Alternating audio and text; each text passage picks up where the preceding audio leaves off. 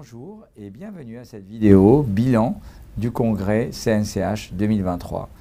Je suis Walid Amara et j'ai l'énorme plaisir d'avoir avec moi notre chef d'orchestre du congrès, le docteur Jean-Loup Hirsch. Jean-Loup, alors, cette édition 2023, ça donne quoi? D'abord, j'aime bien l'expression chef d'orchestre, hein. Pas que je sois féru de musique, mais c'est vrai que le terme directeur de congrès, c'est quelque chose de très horizontal, de très vertical, alors qu'en fait, j'ai organisé, j'ai synchronisé toute une équipe.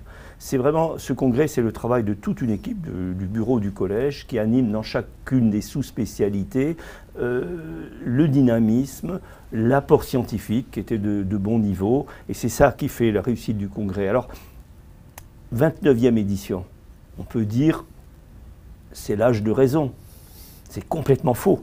Il n'y a pas d'âge de raison, c'est un âge d'enthousiasme, parce que la discipline change, elle change toujours. Il y a des années plus importantes que d'autres. Cette année, sur un plan cardiologique notamment, c'est l'irruption en pleine puissance de la santé digitale, des téléconsultations, de la collaboration entre les équipes médicales et les équipes paramédicales.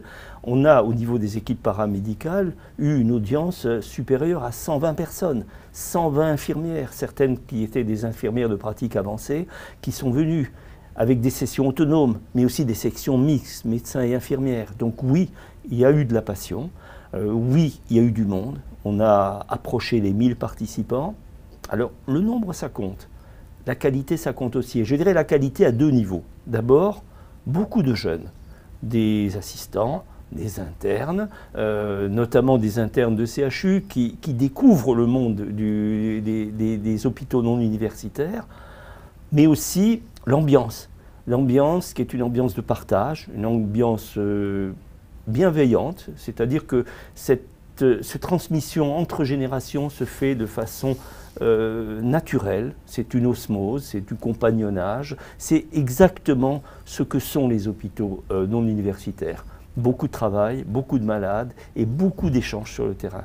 Et donc oui, c'est une grande fierté de concrétiser cette ambiance que l'on retrouve dans nos hôpitaux à l'intérieur d'un congrès qui, je crois, a été apprécié par tout le monde. Je te rejoins entièrement, grand esprit de partage, de personnes qui sont très contentes de se retrouver en présentiel. Les webinaires, c'est très bien, mais ça ne fait pas tout. Une partie du congrès se passe en dehors des salles, dans les discussions, autour d'un café, auprès de nos partenaires, entre médecins, avec nos paramédicaux, avec aussi des sessions très originales, les sessions des jeunes, les quiz, les compétitions, il y avait des prix à la clé, les DPC qui permettent finalement d'avoir qu'il y ait une formation qui devrait être obligatoire pour suivre, pour lesquelles les directions sont sensibles pour l'accréditation. Et c'est quelque chose, on a vu même les nombres d'inscrits de DPC augmenter par rapport à l'année précédente. Je suis persuadé que ça va encore augmenter. Alors maintenant, le prochain congrès, c'est du 20 au 22 novembre 2024. Qu'est-ce que tu peux dire à l'audience? Pourquoi il faut venir?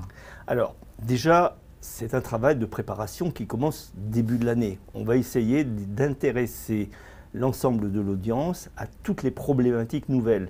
L'avantage du congrès, c'est que c'est un congrès généraliste.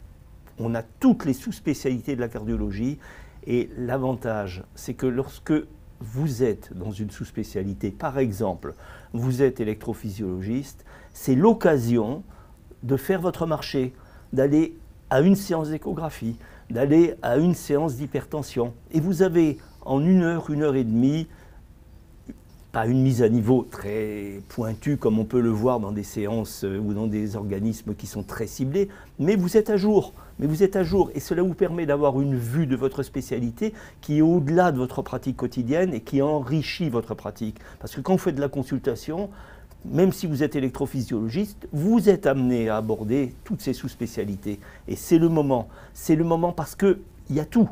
Mais c'est le moment parce qu'il y a l'ambiance. C'est le moment parce que c'est didactique. C'est le moment parce que dans chaque séance, on a la possibilité en direct d'aller voir en fin de séance ces orateurs. Ce n'est pas une grande messe. Même si on est presque 1000, eh bien à chaque séance, on a la possibilité de voir les orateurs, de s'approcher d'eux et de parfaire votre connaissance par des questions parfois très basiques, très concrètes. Mais c'est le moment. je dirais simplement en résumé, taille humaine, malgré le nombre, reste cette taille humaine et cet échange humain qui est très important pour nous.